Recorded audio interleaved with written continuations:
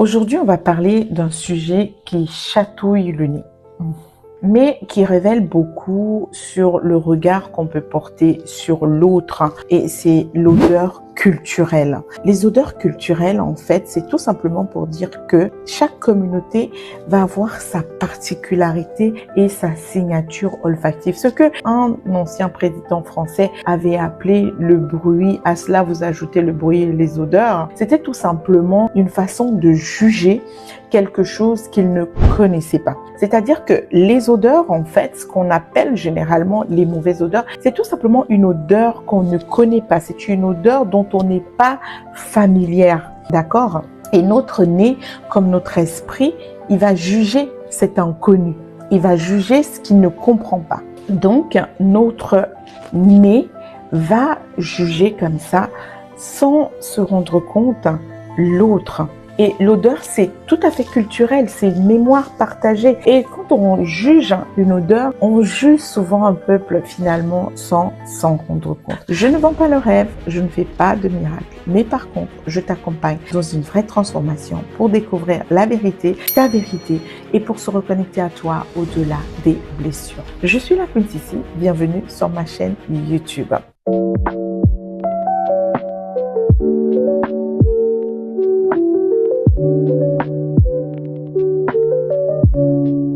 Alors, chaque culture a son propre langage olfactif. Les uns appellent fort, d'autres appellent vibrant, d'autres appellent lumineux et d'autres appellent propre. Et certains appellent aussi vide parce que finalement, qu'est-ce que c'est une odeur de propre?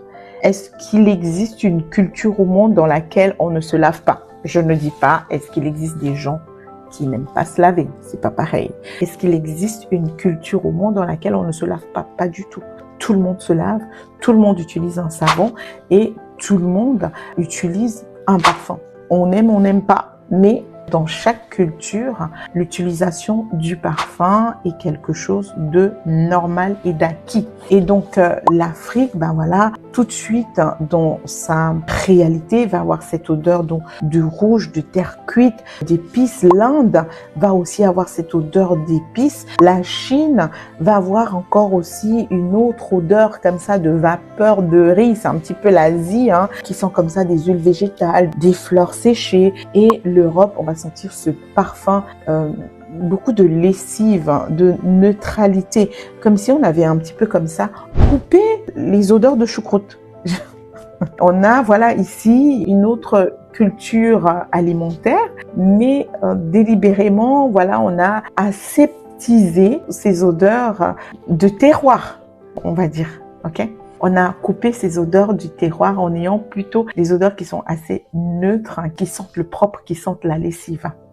Donc finalement, tout le monde a sa propre odeur. Donc son odeur dans sa culture. Et voyager, c'est aussi quelque chose qui va énormément aider à sortir du jugement, mais plutôt à aussi éduquer son nez, à se rendre compte que selon l'endroit dans lequel on va se trouver, on aura des autres odeurs. On aura à respirer autre chose, par exemple, que le propre de là où nous venons, ou les épices, ou la vapeur de riz, ou que sais-je encore, toutes ces odeurs qui sont différentes de l'endroit dans lequel nous vivons. Et ça, c'est important parce que ça va permettre comme ça de briser des frontières et sentir en respectant, sans juger.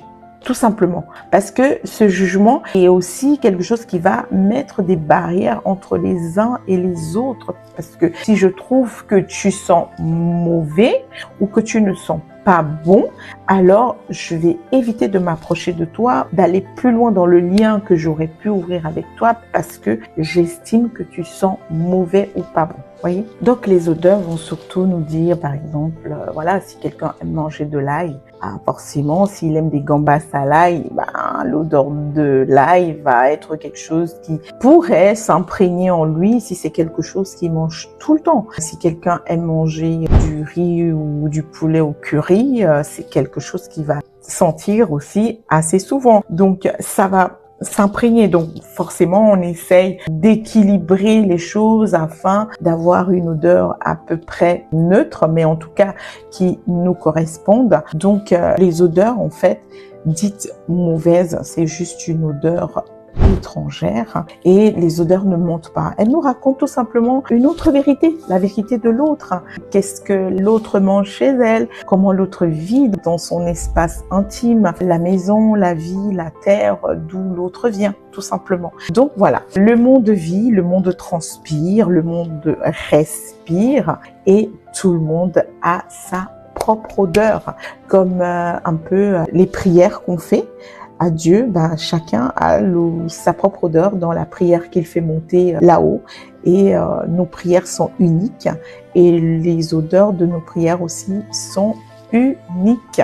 Donc voilà, l'odeur, elle est culturelle, c'est le souffle d'un peuple, c'est aussi l'expression interne d'un peuple et il n'y a pas à critiquer, cataloguer ou alors juger. Je suis la Queen Sissi, merci de liker, de partager, de commenter et surtout de vous abonner.